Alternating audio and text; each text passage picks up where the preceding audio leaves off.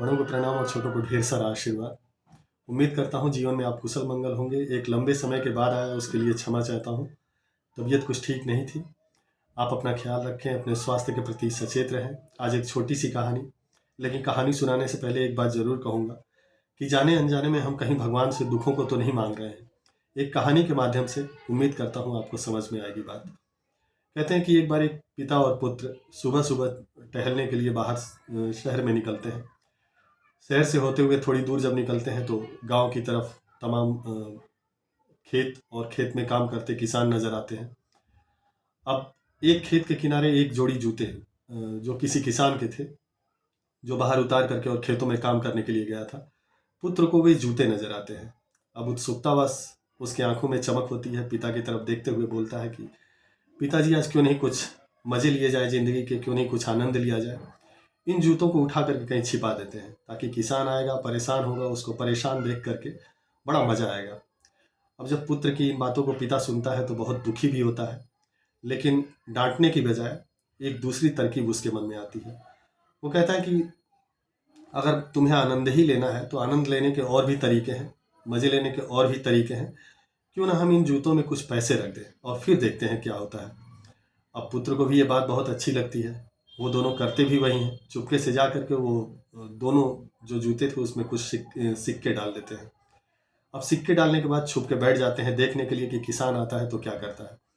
कुछ वक्त बाद वहाँ किसान आता है। अपने जूतों को पहले तो एक पैर डालता है तो उसको कुछ चुभता हुआ महसूस होता है। अब निकालता है पैर को, जब देखता है तो उसमें कुछ सिक्के। उसकी आंखें एकदम चमक से भर जाती हैं, बहुत खुश होता है। फिर दूसरे जूते को देखता है, उसमें भी कुछ सिक्के। अब दोनों को जब हाथों में लेता है तो उसकी आंखों में आंसू होते हैं। ऊपर देखता है भगवान की तरफ और शुक्रिया अदा करता है।